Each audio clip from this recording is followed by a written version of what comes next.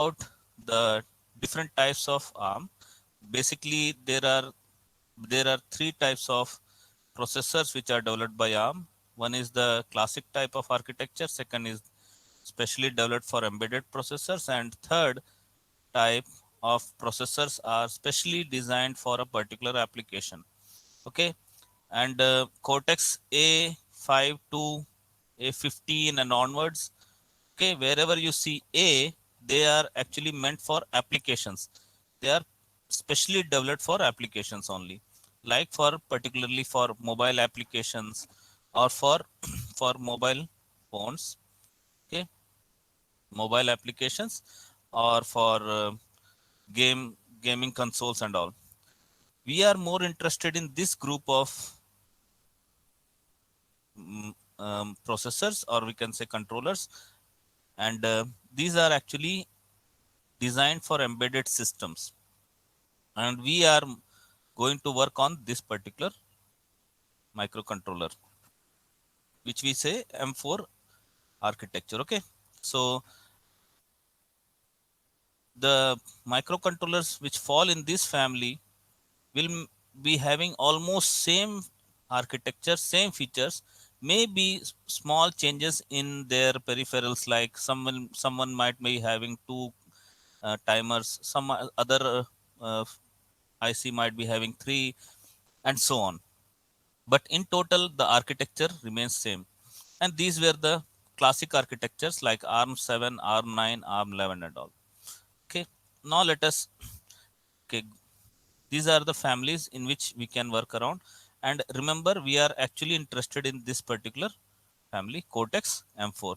So performance wise, we are somewhere here, which is not that bad, because these processors cortex A, okay, they are very high end processors, and they are specially designed for particular applications, are not accessible by, they are not generally used for teaching purpose and all. But of course, you can use those also for programming and your projects.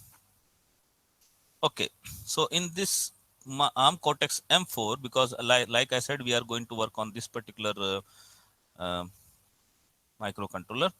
M4 is a 32-bit processor. Okay, remember, most of the ARM architecture based processors start with 32-bit processors. Okay, they don't develop 16 or 8-bit processors.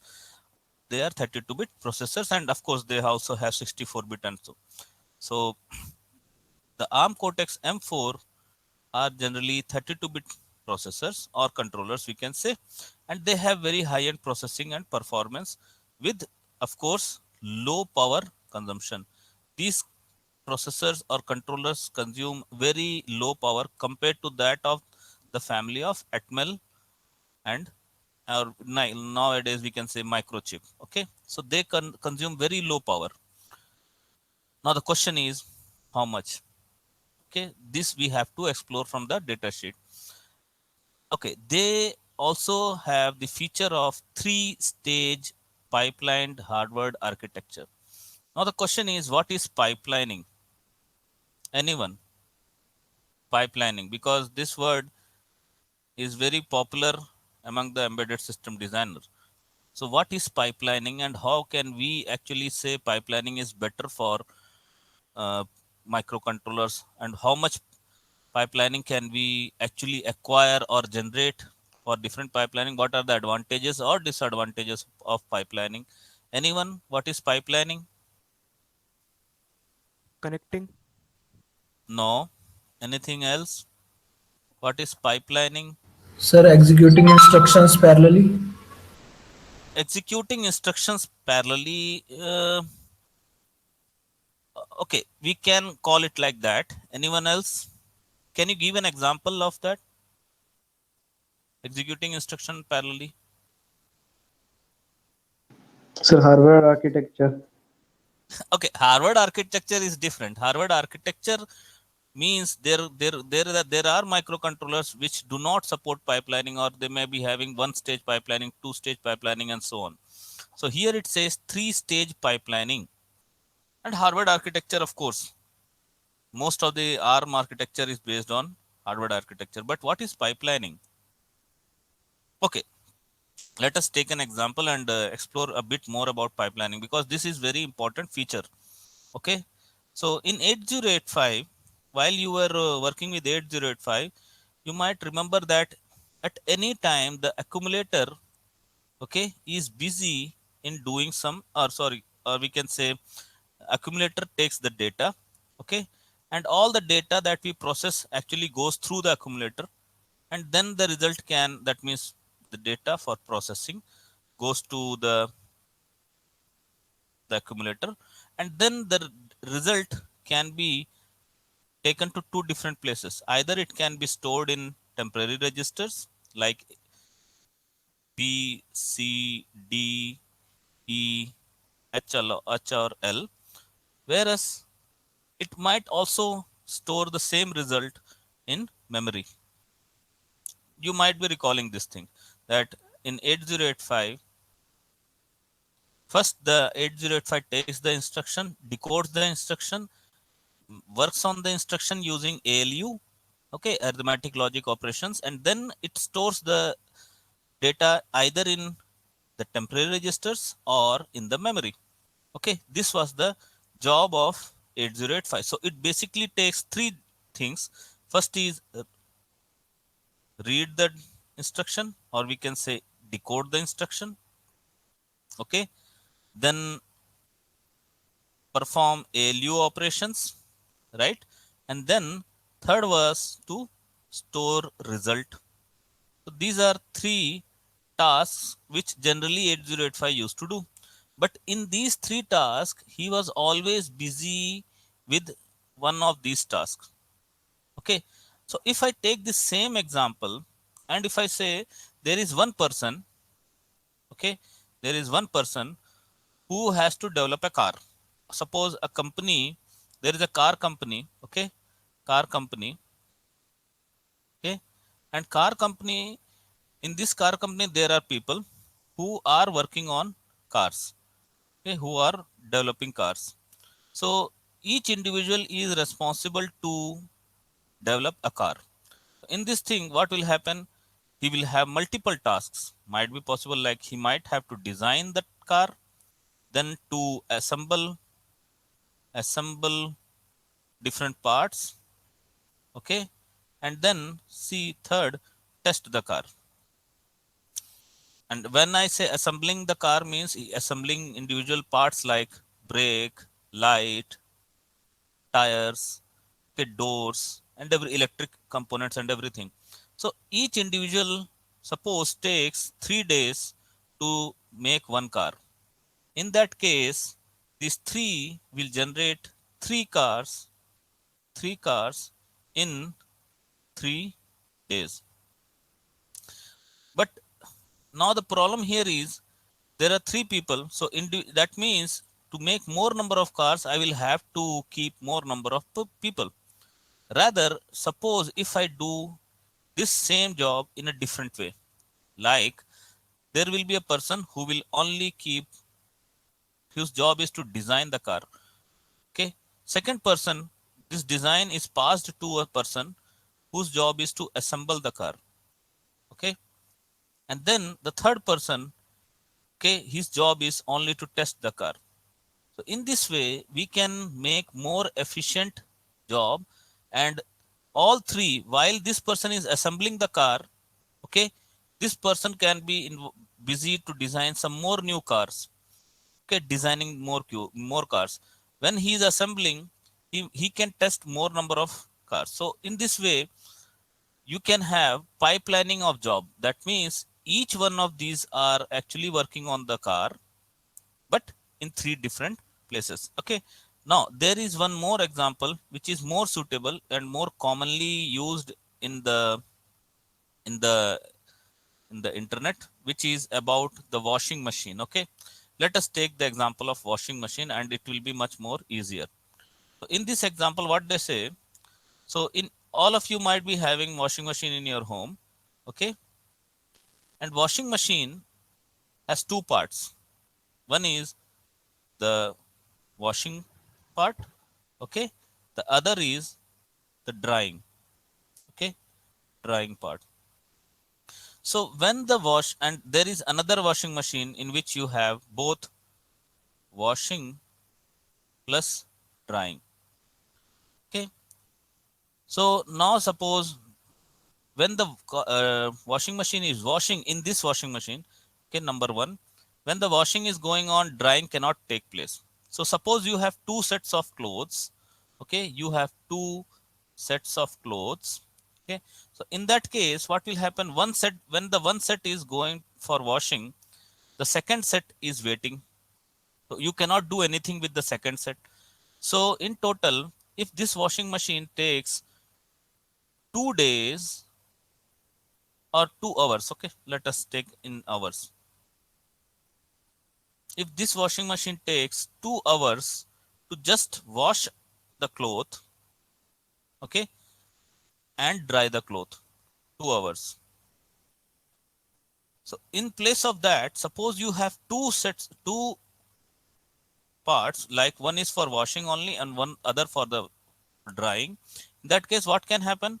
You can put one in the washing, okay, and two is waiting, okay. By the time when the one is finished, you can take two and start washing, and by that time the one will be dry. So washing suppose takes 30 minutes, or okay, assume 1 hour, 1 hour for washing and 1 hour for drying. In that case what will happen, when the first set is washing, second set is waiting, okay, and by the time when the washing is completed, the drying can start in the second part and you can put the second in the washing machine.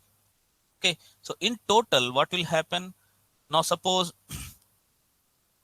if you combine these two, so in this way, if you have multiple sets of clothes, so you are utilizing more time, okay, by washing in a separate machine and drying in a separate machine. So this is called pipelining. That means when one task is running, okay, the second task can start parallelly, and that will save the time. But of course, like for example, let us take the example of microcontroller directly. Let us take the example of microcontroller. Okay, so suppose you have three different circuits. Okay, you keep three different circuits for three different tasks. So in 8085, what happened? When the code comes to 8085, it reads, then ALU is performing the task and store is doing the storing task. So in these three, always these, when this particular task is going on, these two are not performing anything. So it is wastage of time. So what we can do here is, we can have circuit number one, circuit one, circuit two, and circuit three. Okay, so what will happen? So you have suppose a program containing 9 lines or 9 instructions. Okay, so when the first instruction comes, circuit one takes and decode the instruction. Then after decoding, it passes the decoded instruction to circuit number two, which performs ALU operation. And when ALU operation is going on, it can take the second instruction. Okay, and then when the ALU operation is over, it can pass the ALU operated data to the second circuit, which can, third circuit, which can store. So what will happen in the first run? Of course, these two will not be working. In the second run, these two will be working, decode and ALU. In the third instruction, all three will be busy, and so on. So now what will happen, at the same time you are performing more tasks, faster operations, compared to that of a system which only has the per job to read ALU and then store. So when the storing is taking place, reading and ALU operation is not being performed. So to complete one task, this system will take more time, okay? Whereas this system, pipelining based system, takes less time.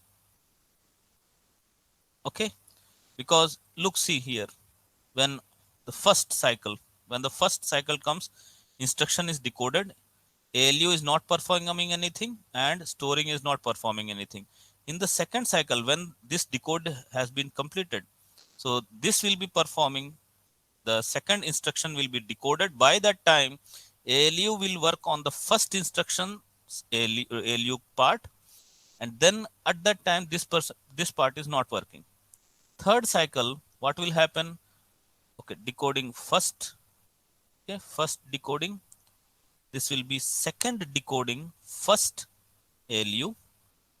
Okay, and then third, what will happen? He will be decoding the third instruction. ALU will be performing on the second instruction, and storing will take place from the for on the first instruction. So in this way, at a time, three different instructions are being decoded and performed. So in place of, when by the time this system complete one instruction, this system can complete three times faster instructions. Okay, so he can complete more instructions. There are systems which takes 5 stage pipelines. Okay, even 7 stage pipelines may be more complex, I don't know, but 5 stage I have gone through. Okay, so remember, our system takes 3 stage pipelining. 3 stage. So what does that mean? Stage means at one time the system will be decoding, then ALU related proper job will be done, and storing. Okay, so this system is much more faster than the traditional or conventional system, where until unless one instruction is complete, next instruction cannot be taken for any particular task. Anyone having any doubt what is pipelining now? So what is this? Is advantageous that it takes less time. Okay, it is advantageous that it takes less time, and the disadvantage with this system is that it takes more time. But what is the advantage of this system, 8085, or disadvantage of this system, pipeline based system? Sir, are task fixed for the pipelining? What happened? Sir task fixed होते हैं pipelining के लिए या कुछ भी हम? No, it is fixed. like for example, you cannot start, like you cannot assemble the wheel until unless the engine is, or so called, when until unless you have the parts of the car being assembled.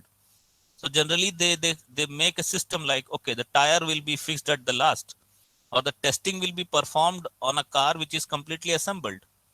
So so there is a sequence of jobs, we will come to that, what kind of sequences are followed. So look, store cannot take place until unless decode and ALU related operations are over, right? Decode ALU related operations cannot be performed until unless the instruction is decoded, right? It's not in some instructions it might be possible that you don't need ALU, like moving a data, you don't need ALU for that. ALU will be needed only when you have to go through either arithmetic or logical operations. Any other disadvantage here? What is the advantage of this system? Advantage, and what is the disadvantage of this system? Increased complexity.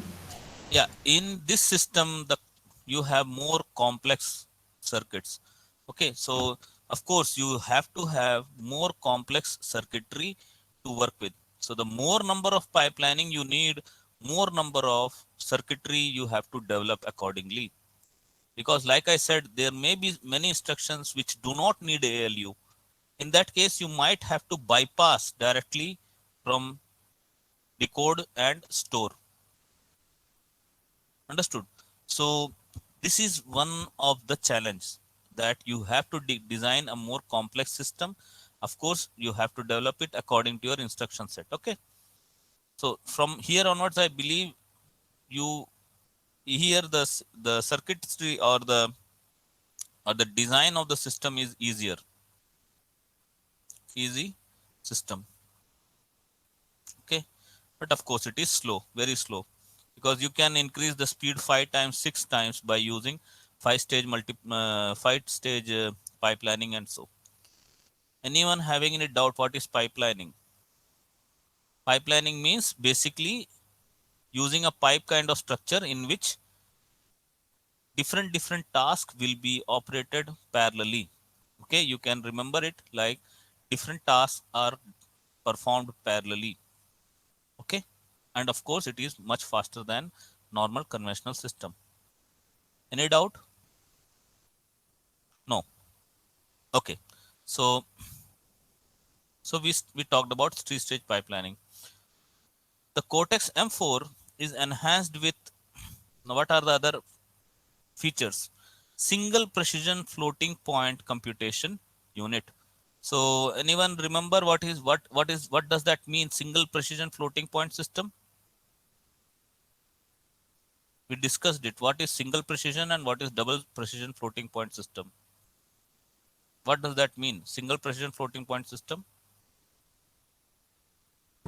Sir, in single we take a total of 32 bits. Yeah, in this 32-bit floating point system is used. 32-bit floating numbers are used. Okay, floating numbers are handled. Okay, you do not use 64-bit floating numbers. Okay, and there is one more feature called multiply with accumulate capability. Multiply with accumulate.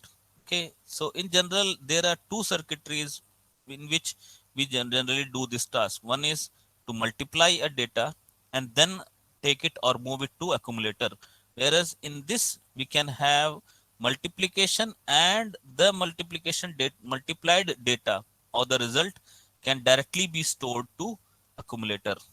Okay, there is a separate circuitry for that, and it has on its benefits and all. Okay, so remember, when we say multiply with accumulator, so there will be two things, like multiplication will take place and the result will be automatically moved to accumulator. So this is a separate circuitry rather than having two circuitries separate for multiplication and then moving. Okay, single cycle multiplication is available. So in one cycle itself, we can do multiplication using Cortex M4 architecture. Okay, so you don't need to have multiple cycles to complete multiplication. In Cortex M4, components are integrated tightly to reduce area and improving the interrupt latency. What does that mean? Components are integrated tightly. Okay, so therefore interrupt latency is very low. What does that mean? So remember, when we are saying components are integrated tightly, means all the components like timer, interrupt pins, okay, decoders, they are designed very close to each other rather than designing too far, because the latency will increase when you have long buses inside a microcontroller. Okay, so interrupt, we want the interrupt to take place as soon as possible rather than wasting any time. So if you have long buses or long connecting wires inside the microcontroller, the interrupt will take some time to be performed or to be actually detected. So therefore in this system, all the boards, components, or the circuitry are integrated very tightly. So the latency, the time needed to respond to any interrupt is very low. Okay. Please go through the data sheet. Of course, we will go through the data sheet and detect these numbers. What are they? Rather than calling it just tightly or interrupt latency, what is the number actually in milliseconds, nanoseconds, and so on? Okay. Cortex M4 implements thumb 2 instruction set. Thumb 2 instruction set. I will keep it for you. What does that mean? Thumb 2 instruction set. Does anyone have any idea what does that mean? Thumb 2 instruction set. Look, here it is describing. What does that mean? Means 16-bit thumb instruction along with 32-bit ARM instructions. Can anyone not decode what does that mean, thumb 2 instruction and all? Contain both 16-bit and 32-bit instructions. Yeah. So this microcontroller supports both 16-bit as well as 32-bit instruction set. Okay, there are some number of instructions which are basically 16-bit, and there are some instructions which are 32-bit. Remember, ARM architecture, if we say, or if we call ARM architecture, they basically work on 32-bit systems. Okay, so 32-bit instruction set is, okay, instruction sets are used by ARM architecture, but ARM also supports some of the instructions which are actually 16-bit. Therefore, it is called thumb 2 instruction set, in which we have 16-bit thumb instruction. There are instructions which are 16-bit instruction, we call them thumb instructions. And then ARM instructions basically are 32-bit. So remember, this microcontroller supports two types of instruction set, both 32-bit and 16-bit. Okay, instruction set. Okay, so instruction set comprises of both 32-bit and 16-bit. Okay, So this what thumb represent here? thumb means it is the naming. Okay, they named it as thumb instructions. Thumb. Have you heard of thumb rule and all? Have you heard of thumb rule? Thumb rules also? No. That means shortcut way to remember things. Okay, or some of the rules which are generally not a pure law, but like we say, jugaad kind of thing. It works perfectly. It works, but there is no physical, what to say, principle which is governed to use those kind of rules. Okay, there is no such definition or scientific explanation why it is working, but mostly it works. Okay, so thumb rule is something like that, and there are many thumb rules in electronics. Many thumb rules. Let me show you. Okay, and that is used here. That thumb rule means something which is a bit abnormal, but it works very perfectly. If you check, for example, just go to Google, and if you try thumb rules, okay, physics, if you want to say physics thumb rules. Okay, no, not the rule of thumb rules. No, it is showing. Okay, let me show you thumb rules. Thumb rules of microwave. Okay, I believe I have told you about this particular website, microwave 101. Okay, so you see here.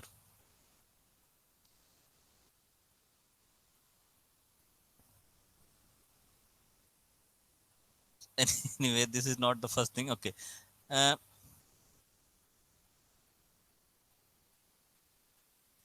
like these are all thumb rules. Okay, uh,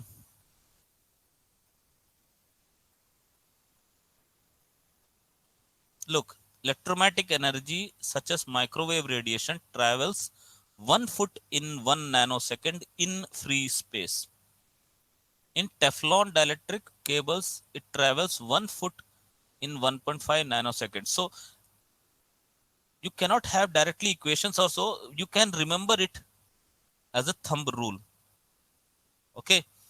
So like this one, the return loss of circulator is nearly equal to its isolation.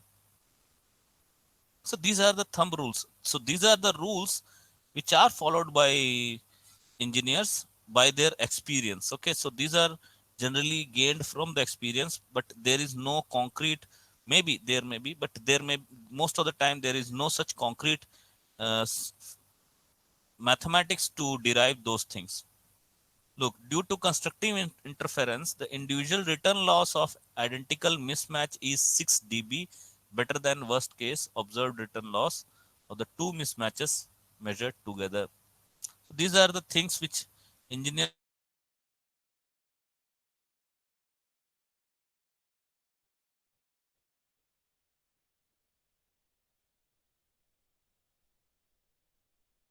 out of common rule, we call it thumb rule.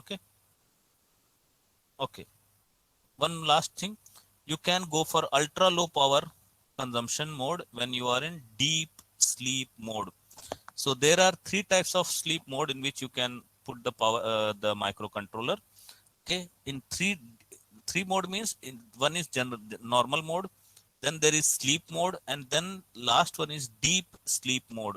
In deep sleep mode, suppose in general, uh, if a microcontroller is taking microampere in general, okay, normal mode, or milliampere, you can switch it to microamperes in sleep mode most of the time. Okay, sleep mode. And when you are pushing the device into deep sleep, okay, deep sleep, the system can be pushed for even nanoamperes. Okay, so you can reduce the power too much. You can reduce the power by moving into either sleep mode or deep sleep mode. These are very high end task. We can see if possible. Okay, for the sleep mode and all. Okay. So in the last class, I talked about the board. Okay. So one of the most biggest advantage for this particular board is in circuit debug interface. So when you connect the connector, okay, so ICDI, that means in circuit debug interface. I told you half of the circuit or half of the board is only for debugging purpose. Okay. So, oh, sorry, this will go from here. Okay. So this part is your debugger circuit, and rest of the microcontroller here, you have the main microcontroller. Okay, main microcontroller, and here you have the debugger. So what does that mean? Debugger means you can check line by line the same program using debugger. So what is the advantage? For example, when we say debugger, what is the advantage? In the Arduino, you had a system where you first said, okay, pin mode, okay, pin mode, some pin number, for example 5, and you said it is output. Okay, and then what you said, that okay, this is setup, okay. And then you said, or your code said in the loop, you're saying, okay, digital write the pin number 5 comma high, and then you called for delay.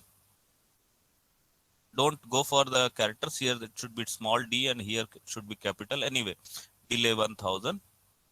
Okay, and then you said digital write digital write 5 comma low. Okay, and then delay 1000. This was the program. Remember, in that, you cannot debug the program in the board itself. You once load the program, the board starts running. But when we say in that means this facility, that you have the debugger in the board itself, you can put breakpoints here, and put breakpoints here, and you can check line by line. Okay, so when the board is in debugger mode, you can stop the program counter here. Then after that, you can stop the program counter here. So it will get high, and then it will wait for how much time. You can go here also. And delay is not necessarily to be 1 second when you are in debug mode. You can even see how the counting is taking place inside the registers. Okay, and then you can move to the next instruction and make it low. So in debugging, what you can do, line by line, you can see the effect of your code on the board itself. Okay, so this is a big advantage. So everything that you write can be seen inside the board, what is going on step by step. So you can easily perform debugging in the code if you have in inline debugger with you, or in circuit debugger in you. Okay, so generally these debugging circuits are very expensive. It costs somewhere on 10 to 15,000 rupees for Arduino Uno, but here you are getting the whole board with the debugger integrated with the main board. Okay, so this is good. And in the there is a switch. This switch you can select whether you want to go for ICDI or only USB purpose, USB, okay, device. There is a reset switch. Okay, there is a reset switch. You can use the switch to reset the program. When the program is reset, everything inside the main microcontroller becomes zero. Okay, and preloaded RGB quick start application is there. So preloaded means when you buy the board actually contains RGB blinking code inside the microcontroller. It is preloaded from the company itself. So the moment you connect the board, there is an LED here. I told you where the LED is. Okay, there is an LED here. You can see this LED.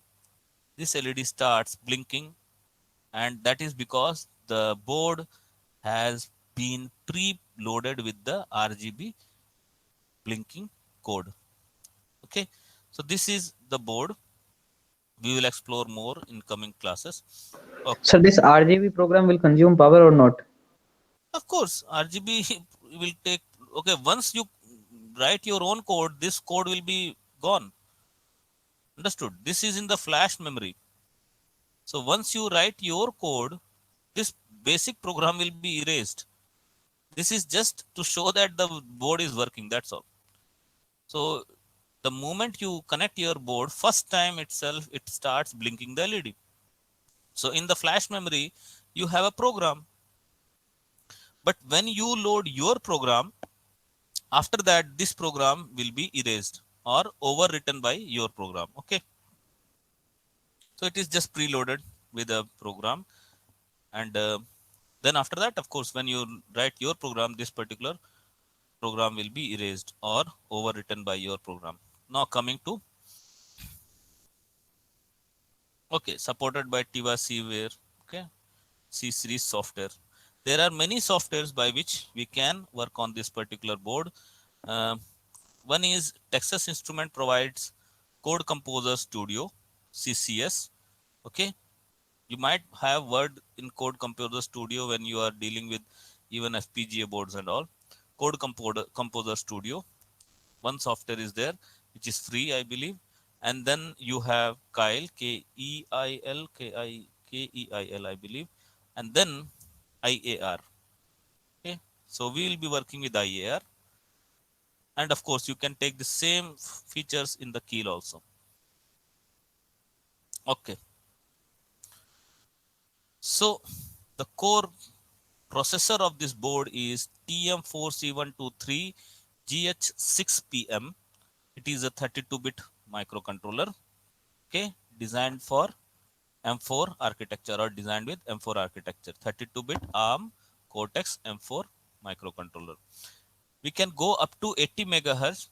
Okay, so we can push the device up to run up to 80 megahertz. Anyone, what was the speed of Arduino Uno? 16 megahertz. 16 megahertz. Okay, so 16 megahertz. Okay, what was the microcontroller at mega? 328. Okay, so now you have very fast microcontroller in your hand, and generally the speed of the microcontroller is tested with DMIPS or generally MIPS. Okay, MIPS means million instructions per second.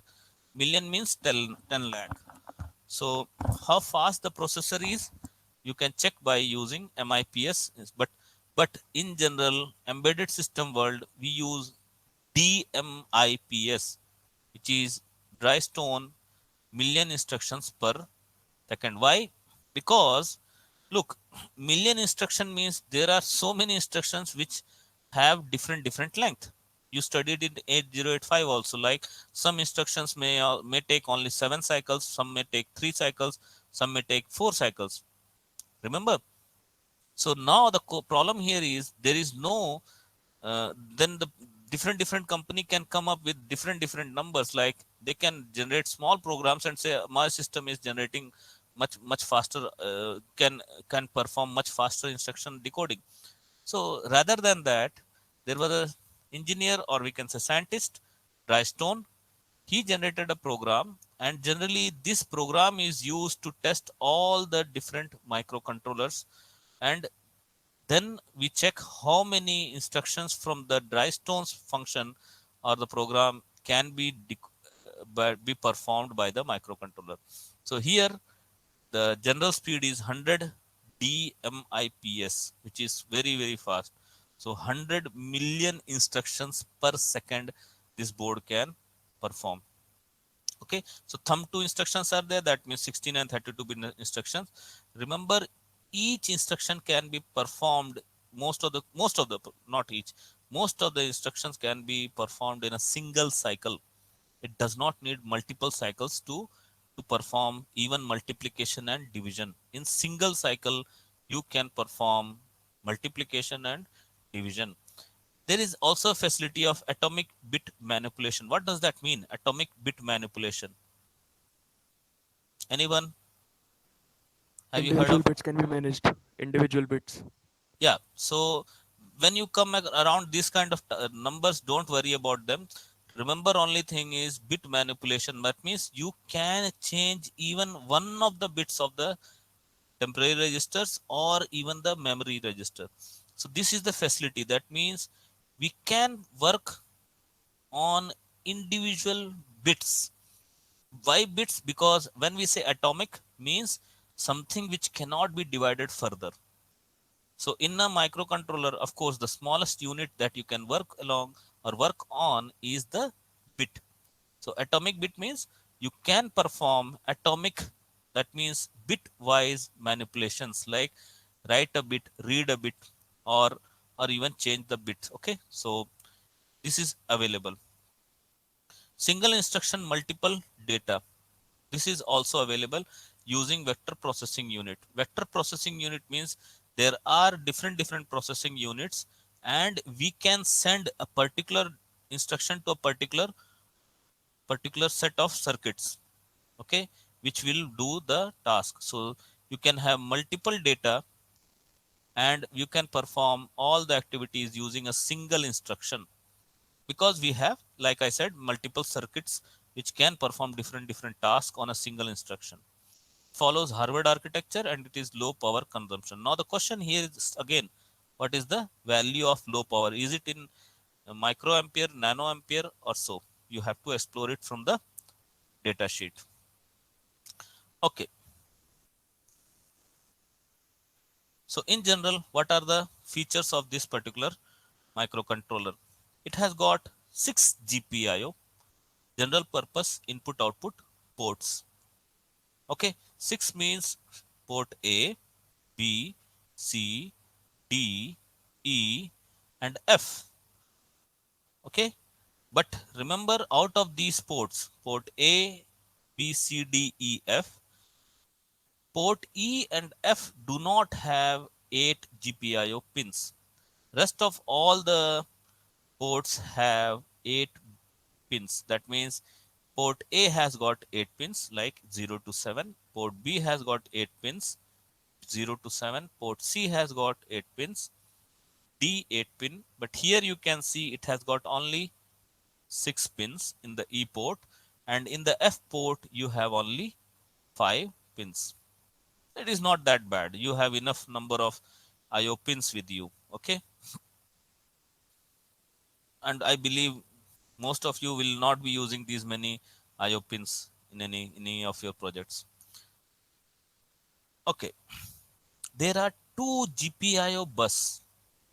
Bus means, I will show you what does that mean. Bus means there are combination of wires. We have discussed what is bus in the 8085. Okay, and these buses take data from one peripheral to another peripheral. For example, from ALU unit to timer unit or something else. Okay, so these buses, there are two different types of buses available. One is APB and the other is AHB. And you, when you explore the M4 Cortex M4 architecture, you will find that most of the microcontrollers, whether it is from STM or from Texas Instruments or from any other microcontroller company, you will find that they all have two buses. One is APB, Advanced Peripheral Bus, Advanced Peripheral Bus, AHB, Advanced High Speed Bus. So you can have two buses and you can switch on these two buses depending on your requirement. We will explore that. There we have 4 kilobyte of memory space assigned for each GPIO port. Remember this thing. Each GPIO port A has got, remember, 8 pins. But that does not mean that it will have only 8 registers for reserved for port A. Remember, each port is taking 4 KB or kilobytes of memory. So that means each port has got so many different features included in them. So we have to explore them. Remember, 4K is a big memory. Each port, though although it has got 8 pins, 4 kilobyte of memory is reserved for each port. We will see what are these 4 kilobyte being used for. Why it needs so many memory, such a big memory location only for 8 pins. Okay, it can work on 80 pins, 80 megahertz, sorry, 80 megahertz and 100 DMIPS. Okay, on chip memory. That means the memory that you can use for SRAM purpose, RAM purpose, okay, is 32 kilobyte. So you can have variables up to 32 kilobyte. You can store variables. 256 KB of flash memory. So you have a much bigger memory for writing a program compared to that of Atmega 328. Okay. Now 2 KB of EEPROM, electrically erasable PROM, is available. Okay, which we will be using very rarely anyway. Still, we can explore that. You can write on this program, write or load programs using TivaC, TMC series softwares. Okay, this company, Texas Instrument, provide you the peripheral driver library also. So that means peripheral means you have timers, interrupts, uh, ADC, DAC, many other peripherals are available. For them, the Texas Instrument themselves, they provide you driver library files. So this is very good feature that the company is providing driver library file. Remember, whenever you choose a microcontroller, do go and check these kind of features. There are many companies which are still evolving. Okay, and remember, you might not be able to get driver library softwares from them. TivaWare bootloader, of course, they provide you bootloader also. That means sometimes when you are writing separate libraries by your hand itself, it might be possible that you corrupt some of the bootloader's file. It is possible. Once I also did the same mistake. So I corrupted the bootloader file. So you can download the bootloader file and that means write on the debugger part and everything will get okay then. So they provide the bootloader also. I will show you what bootloader is in coming class. Okay, it's right now you don't have to work on that because otherwise you will corrupt your system and of course once bootloader is corrupted, it is very difficult to recover them. So don't go and play around that. It supports advanced encryption standard AES cryptography tables also. Anyone, what are the uh, encryption techniques used in Wi-Fi router?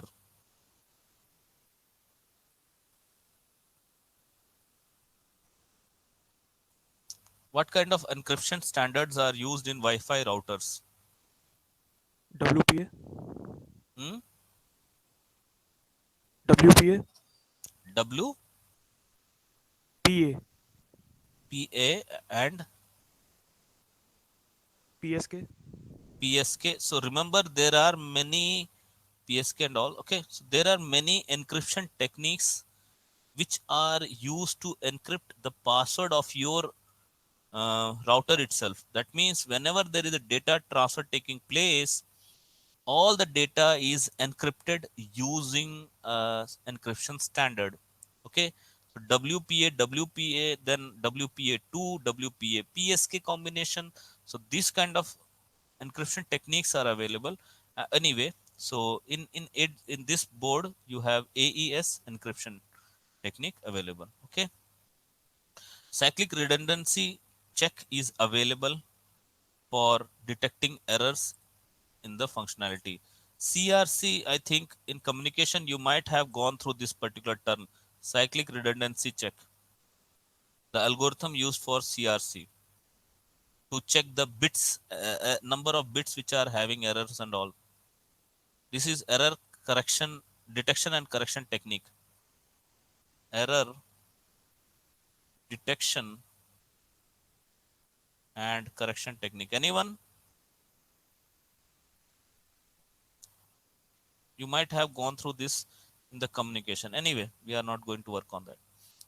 Okay, there is one very big feature inside this board which is called nested vectored interrupt controller.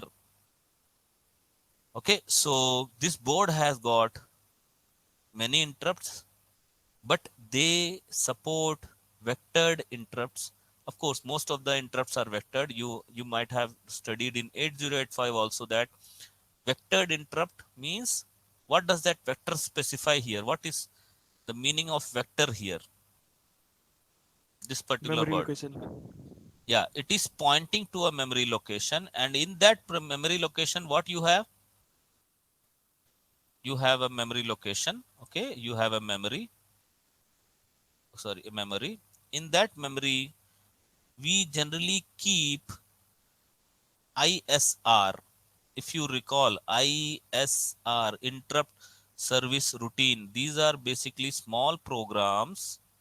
Okay, small programs only to handle the interrupts. Okay, so different interrupts have different memory locations, and that's why we call them vectored, because they have different locations. So the microcontroller can point to this location, can point to this location. That means you have a direction or a pointer. Okay, therefore it is called vectored interrupt. But here we have a feature that is called nested vectored interrupt. What does that mean, nesting? Nesting means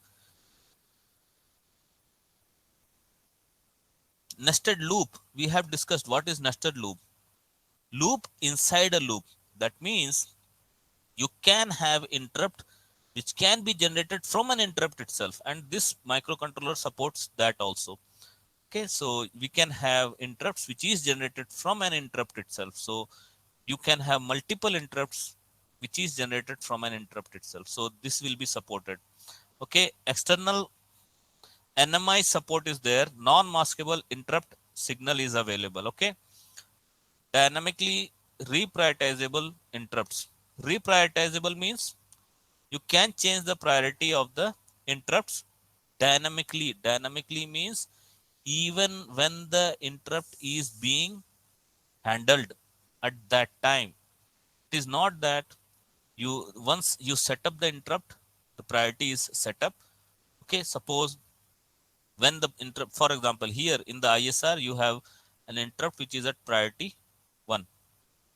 Okay, priority 1. Here you have priority 2. But while you are working with this particular interrupt, even at that time, you can change the priority of the interrupt.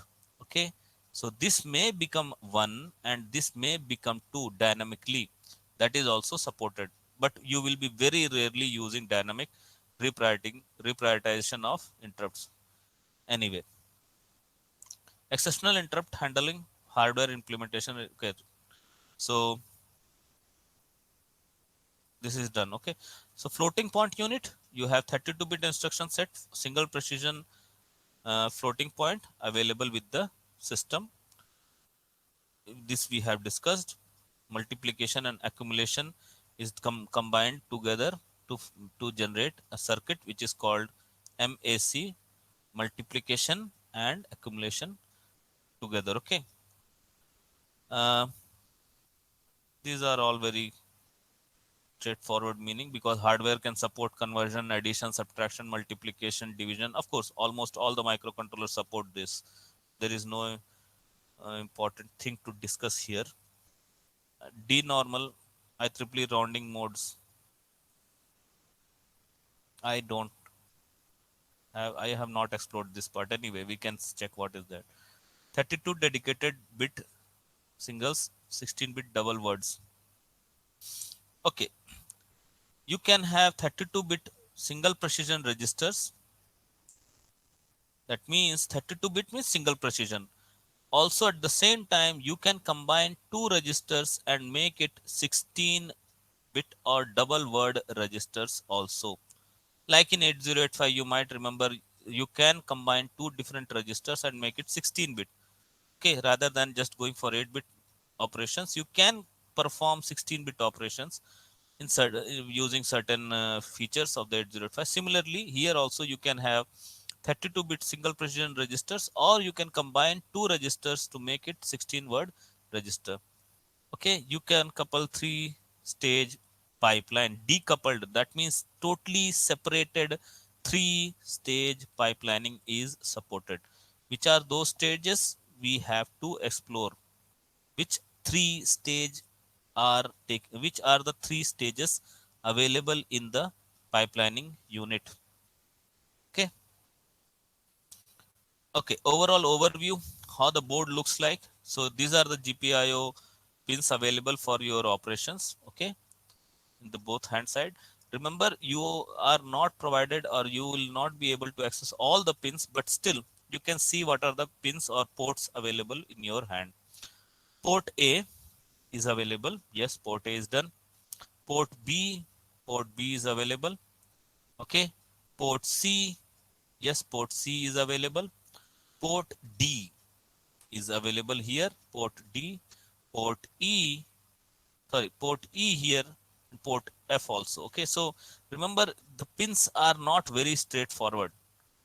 You cannot go and say, okay, only one port will be available in one side, and then on the second side you have totally separate port pin and all. No, it is a bit mixed up kind of stuff. So you have to remember these pin numbers. Otherwise, it is written on the side also. You can see here is written. Let me change the color, because you can see here this part. Okay, in the board itself you can read which are the ports or pins available here. Okay, so remember, all the ports pins are not on the same side. You have to jumble a bit. Okay, for example, port B, some of the pins of port B are available on this side. You can see here some of the port B are here, and then some of the port B pin are here. So there is a bit of fumble here, so you have to remember all these things. Not remember also, you can just look in the board and you can get the pin numbers detail. Remember, each pin can perform so many different tasks. Like in case of microcontroller 80, microcontroller at Mega 328, it can have A to D, it can have D to A, it can support communication I2C, SPI, and so on. So remember, you can see from here the hardware, whether it can support digital write or analog write.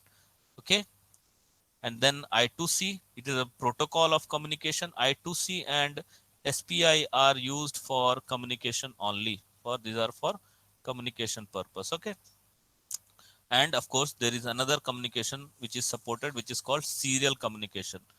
Serial communication is also available. So basically, you can divide the whole system in three different parts.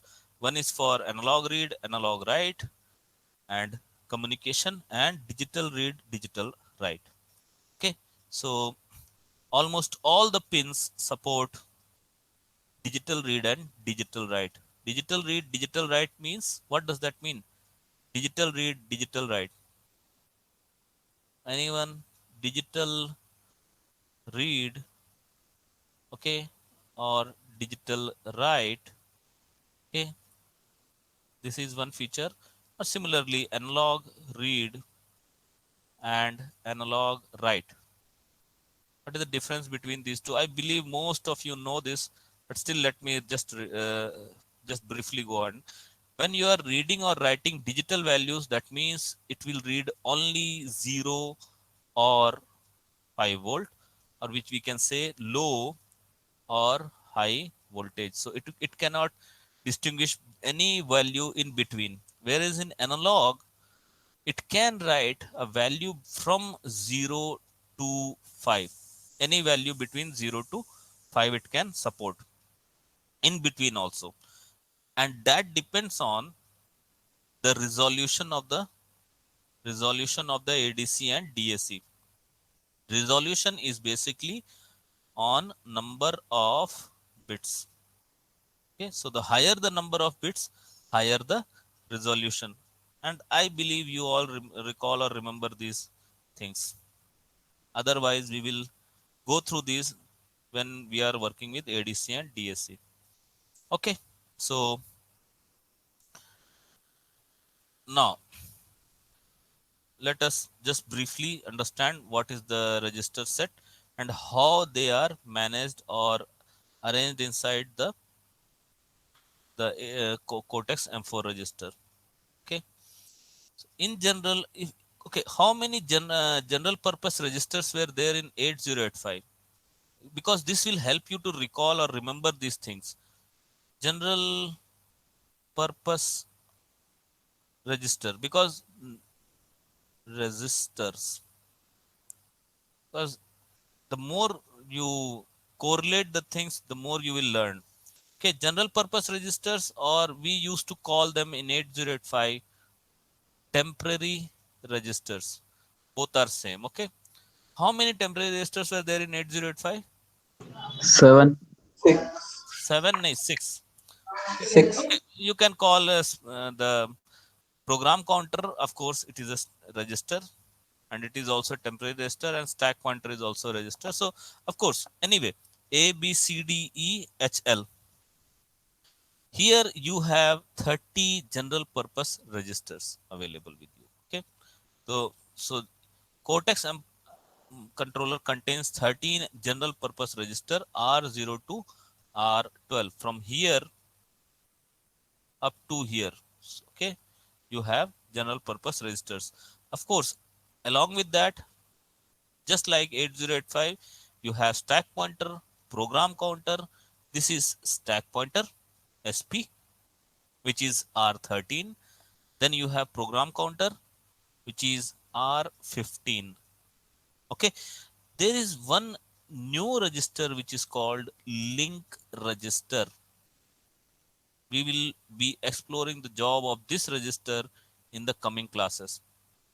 This is very important because rest of the registers you all know. Okay, like stack pointer, you know, it points to the stack. Anyone having any difficulty to recall stack, what a stack and how the stack is handled? Anyone? Or what is program counter? What is the job of program counter?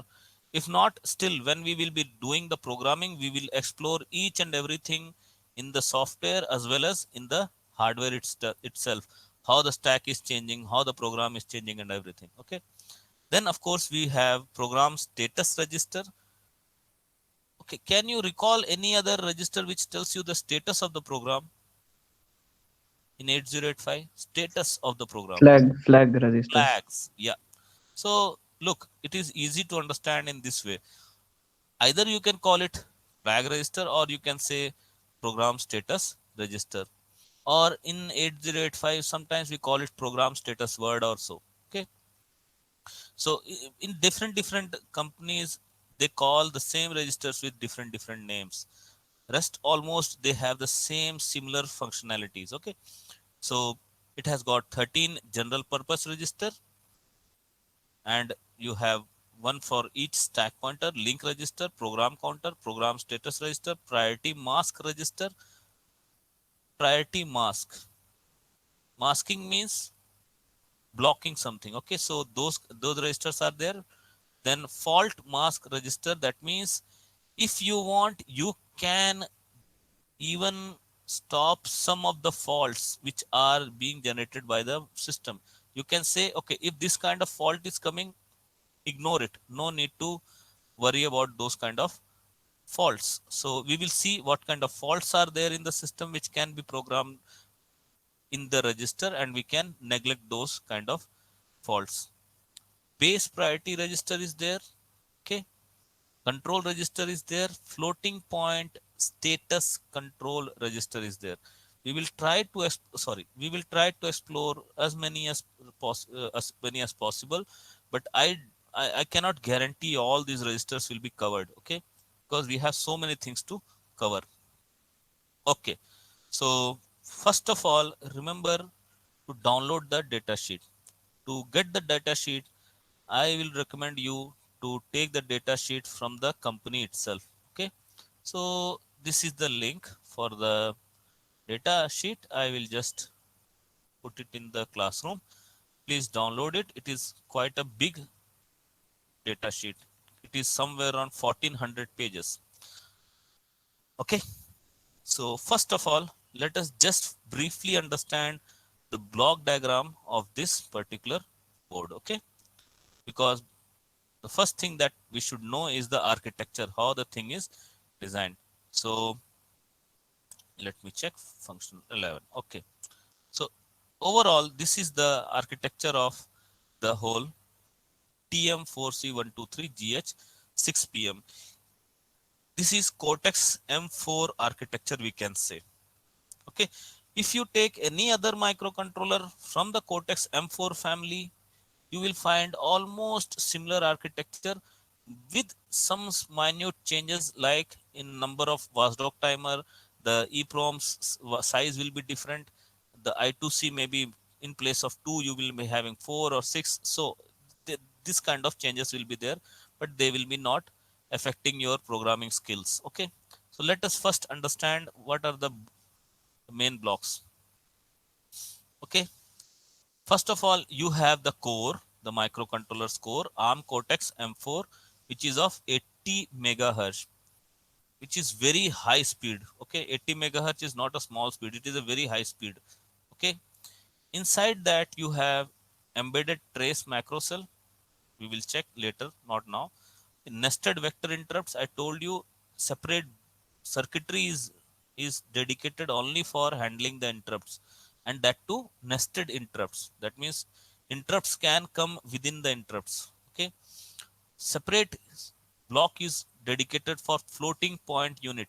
That means the separate block is developed only to handle floating points or the numbers with decimal numbers. Okay, so there is a complete separate circuit for floating point unit, and then of course there is a memory protection cell. Okay, or memory protection unit to safeguard the memory. Okay, now, other than that, you have JTAG. JTAG is Joint Test Action Group. It is nothing but a kind of connectivity availability, or the feature of connectivity. So JTAGs are nothing but a kind of bus which is used to program microcontrollers. You don't have to worry about this name, Joint Test Action Group or so. JTAG, JTAG. Whenever someone says JTAG, remember it is a kind of cable kind of stuff. Cable or a bus which is used to program a particular microcontroller, even FPGA boards or so on. JTAG is nothing but a port which is connected with a particular cable. Okay, now coming down, you can see I told you this board has got two buses. One is AHPB, Advanced High Performance Bus, Advanced High Performance Bus. Okay, and then other bus is Advanced Peripheral Bus, APB. These two buses are connected with the bus matrix, and it is directly connected with the ARM Cortex microcontroller. You can see here bus matrix is actually allowing two different buses to communicate bidirectionally with the microcontroller. Okay, so these two buses actually have two different speeds. We will look into the data sheet later more deeply and see which bus is having more faster speeds.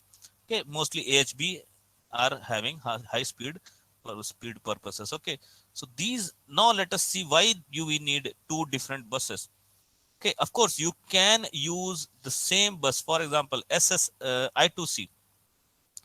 I2C can be accessible only by the APB, Advanced Peripheral Bus. So that means I2C can be used for slower purposes. But now let us check EEPROM. Okay, EEPROM is connected with AHB, high speed bus. So PROM means you have to handle with the memory. So this bus allows you to perform much faster data writing and data reading from the EEPROM. So that's why you can see this is having this particular. But sometimes you can see there are some peripherals which can access both AHB or APB, like GPIO.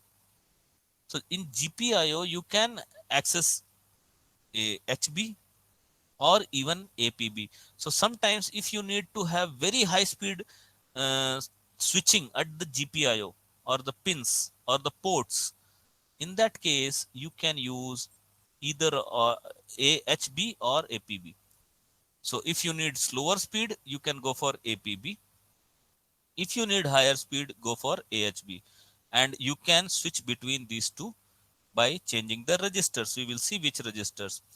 DMA, direct memory access. Of course, direct memory access needs very high speed bus. Of course, it allows you to access both buses. If you need, you can go for AHB.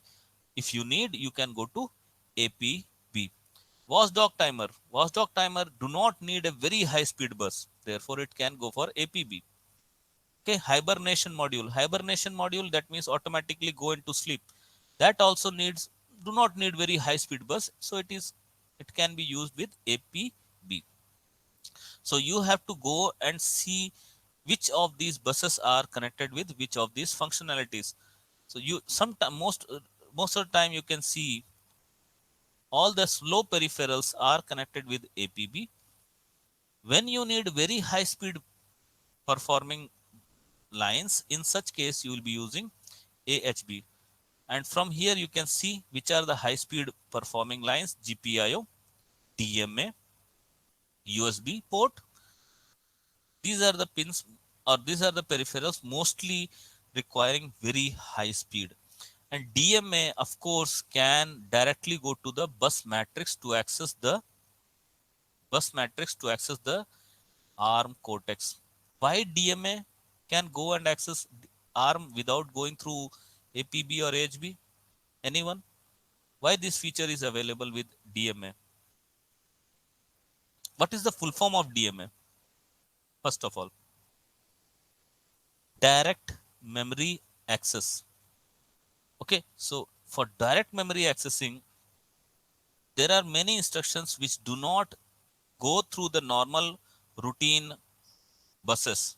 In such cases, you can even escape these buses to transfer the data, and this peripheral DMA always have the feature to directly go in the microcontroller's memory and access or bypass normal buses.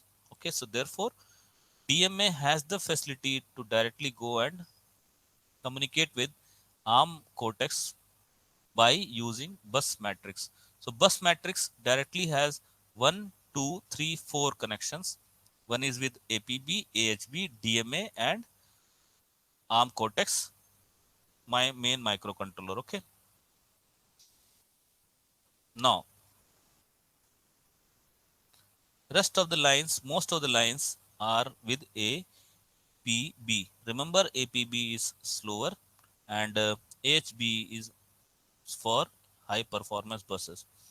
Okay. Okay. Functional block diagram. Rather than going through the block diagram, complete block diagram, we can have functional block diagram. What are the functionalities available with the microcontroller? Okay, so the functional block diagram, you can see you have ICID. ICID means you can program the microcontroller, okay, using the debugger itself. So integrated debugger is available. So there is debugger is available, and you can see JTAG is the connection. So when you connect your cable from here, this side is directly or indirectly connected with the JTAG. You have GPIO pins. Okay, GPIO pins are there. There it also supports MSP 430 microcontroller. Okay, so the same microcontroller TM4C123GH6PM supports the, or it is compatible with MSP 430 also. So you don't have to worry about the programs which are developed for MSP 430. So all the programs which are developed from MSP 430 can run in this particular microcontroller, but vice versa is not allowed. That means all the programs developed for TMC4C123GH6PM may not run in MSP 430, but all the programs developed for MSP 430 can run in TMC4C123GH. Okay.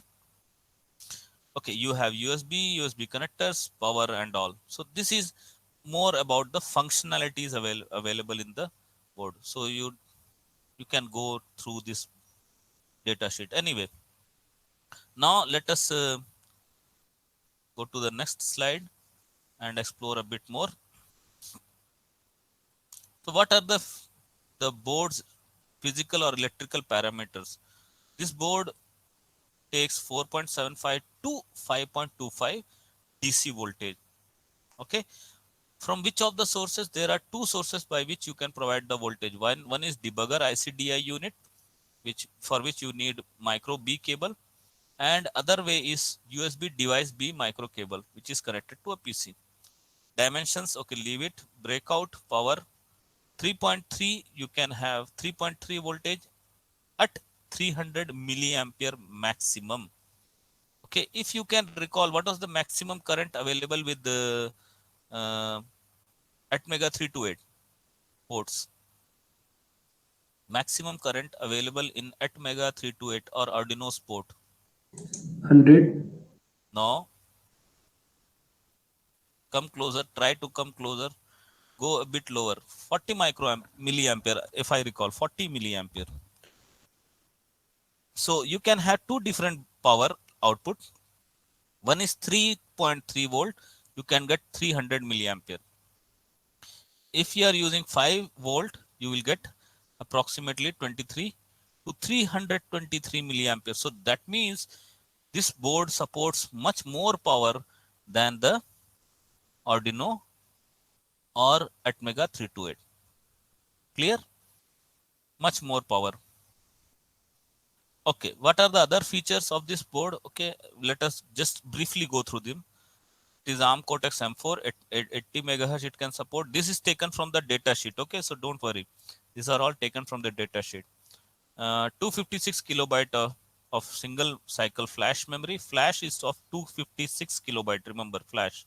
So this is your program memory. Okay, where you can program. RAM, you have 32 kilobyte of RAM.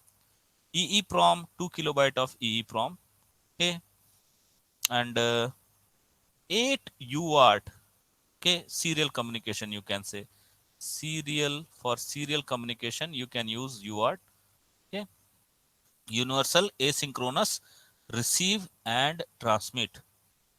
Okay, remember universal asynchronous, so it does not depend on the clock. It can come at any time, irrespective of the state of the clock. Okay, receiver and transmitter. So UART is there. You have SSI module is there. These are for communication. Okay, you have I2C, you have CAN and USB. Anyone? Controlled area network, what is the use of CAN? Where it is mostly used? Controlled area network.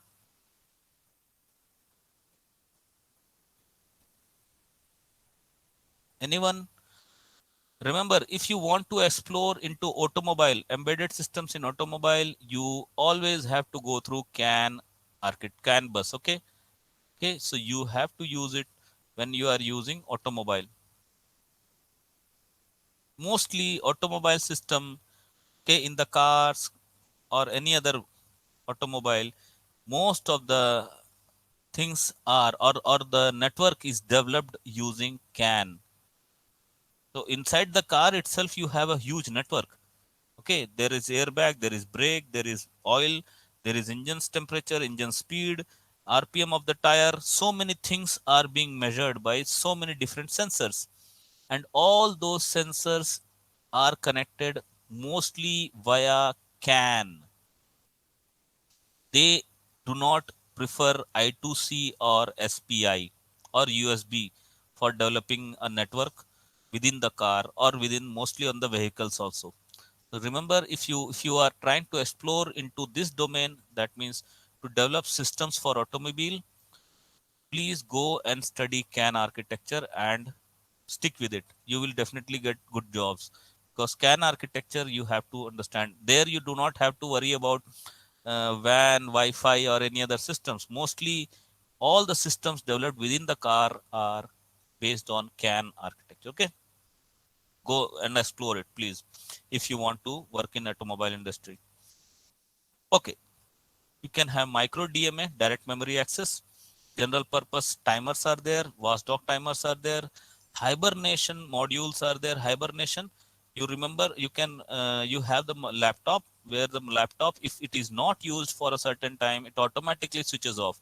Similarly, in this system, in this microcontroller, if the program counter is not changing for a long time period, it automatically sleeps. So hibernates automatically. So there is one hibernation module. Most of the time we will deactivate it to generate our programs. Otherwise, the system may automatically sleep and you may need interrupts to wake it up. And then, of course, GPI, the general purpose input output lines are available. Okay, please note these numbers when you are studying about the microcontroller. Okay, there, other than that, there are motion control systems available in this board, which are your PWM, pulse width modulation technique, QEI, where this technique is generally used. Anyone? Quadrature encoder interface.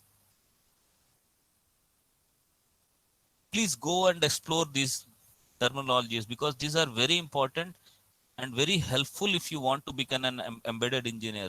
But these are for very specialized purposes. So unfortunately, I cannot teach you all these things. But these are very specialized. So, like I said in the previous uh, slide, like this one, CAN. Okay, these are very specialized networks. Okay, similarly, terminologies CAN. Similarly, QEI is very specialized terminology used for very specialized engineering. If you want to control the motors, the speed of the motor, the direction of the motor, the rotation of the motor, everything, if you want to control the motor in a very effective way using microcontrollers, then you always have to go for quadrature encoder interface. Quadrature means 90-degree apart.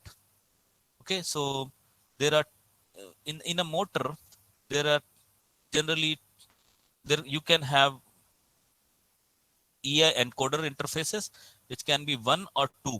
So in general, at least two encoders are used to check. The one is the direction of the rotation, okay, whether it is rotating clockwise, and second is how fast it is rotating. So you can control the speed of the motor very precisely, like in drones, car, and everything. So every motor which is used in embedded system can have these encoders, and you can precisely control the speed of the motor using QEI. Of course, if you want to work in that domain, of course, you should go and study more about QEIs. It will help you, okay, and control systems and all. And it is very demanding now. Nowadays, it is very demanding. QEI engineers are very highly demanded, because everything has motor inside it. and everyone is trying to to have a specialized encoding system for motors. Okay, analog to digital converters are there, analog comparators are there, digital comparators are there, JTAG, serial debugging is available. Like I said, you can debug through the board itself. Package is 64 pin LQFP. What does that mean? I will show you. Package means different types in which the IC is developed or designed. Like there are DIP, QFP, LQFP, and so on. Okay. LQFP, let me just briefly tell you what is LQFP. This kind of microcontrollers. Okay. This is called the package. You see here, this sorry, pen. I am going to end the lecture, don't worry. So this kind of package, you can see this is not the package that you use in your lab generally, right? So this package is called LQFP. Similarly, there are many other different packaging systems, like the microprocessors in your hard disk, in your computer is different packaging than this one. And DIP means, simple DIP means the normal package, most conventional IC like this one, where you have 8 pin or 4 pin, and then in this case, what you have to do in the PCB, you will have to make holes. Okay, you will have to make holes, and then this IC will be inserted in that, and then you solder it from the back side. Whereas here, this IC is soldered on the top itself. So you don't need to drill the board and all. This is called LQFP package for microcontroller. Anyway, it control, okay, supports these things we have talked about. I believe I should stop the lecture now. Okay. So from the next class, please download the data sheet. Keep it with you. We'll be jumping to and fro in the data sheet, and accordingly, we will have to write the program. And by that time, I told you, please download and install IAR. I gave you the link also. Okay. So most probably in 1 or 2 lectures, we'll be starting to write basic programs. Let me check. Okay, yeah. In mostly in 1 or 2 lectures, we will be starting to work with the programming itself. So please, if you have the board, well and good. Otherwise, if you don't have the board, don't worry. We will just simulate and understand what is going inside the board. Okay. So I am going to end the lecture. If you have any doubts, you can raise that in the classroom.